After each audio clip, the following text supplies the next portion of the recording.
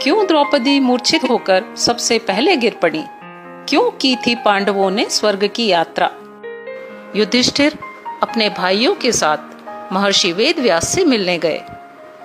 वेदव्यास जी ने पांडवों को बताया कि आप लोगों का तथा भगवान श्री कृष्ण का पृथ्वी पर आने का उद्देश्य एवं समय समाप्त हो चुका है। अतः आपका दिव्य ज्ञान और दिव्य अस्त्र लुप्त हो गया है और अब आप लोगों को भी स्वर्ग की यात्रा करनी चाहिए। युधिष्ठिर ने परीक्षित को राजा बनाकर द्रौपदी और बाकी भाइयों के साथ स्वर्ग की यात्रा शुरू की। पांडव अपनी यात्रा में कई पर्वतों, नदियों, सागरों और सारी पृथ्वी का भ्रमण करके हिमालय के तल पर पहुंचे। उनके साथ एक कुत्ता भी चल रहा था। तभी अग्निदेव आए और बोले कि अस्त्रों के साथ आप नहीं जा सकते।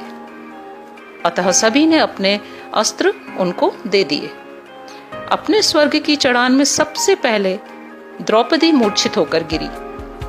भीम ने युधिष्ठिर से इसका कारण पूछा तो युधिष्ठिर बोले, वो हम पांचों में से अर्जुन को अधिक प्रेम करती थी, इसलिए ऐसा हुआ।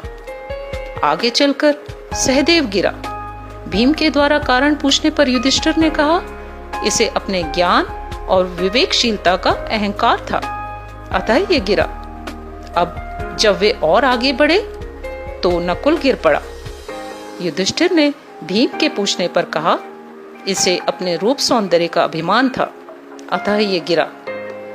और आगे चले, जब अर्जुन गिरा तो उसका कारण युधिष्ठिर ने उसका सर्वश्रेष्ठ धनुर्धर होने का अहंकार बताया। फिर भीम गिरे, उनका कारण उनका सर्वशक्तिशाली होने का अहंकार बताया। अंत में युधिष्ठिर और उनके साथ चलने वाला कुत्ता बचा। तभी इंद्र अपना रथ लेकर पहुंचे और युधिष्ठिर को साथ में चलने को बोले। युधिष्ठिर ने कहा कि मार्ग में मेरे भाई और पत्नी गिर गए थे, उन्हें भी साथ ले लीजिए।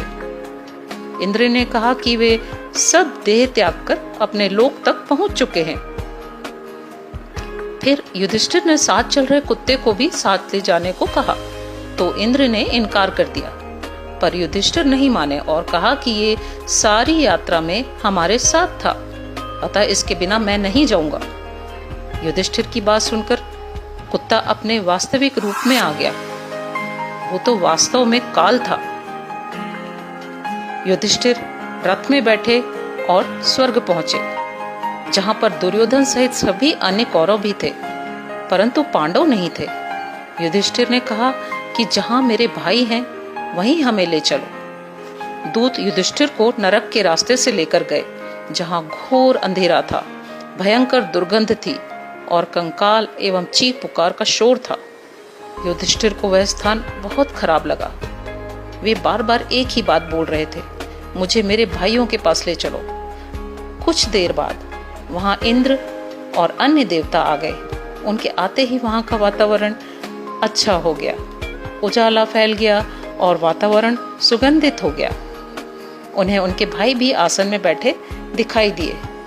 इंद्र ने बताया कि महाभारत युद्ध के दौरान अश्वत्थामा के विषय में जो झूठ तुमने बोला था, उसी के कारण तुम्हें कुछ देर के लिए नरक की तकलीफ देखनी पड़ी। अंत में युधिष्ठिर ने देव नदी गंगा में स्नान करके अपना देह त्याग किया और परम धाम को प्राप्त हुए।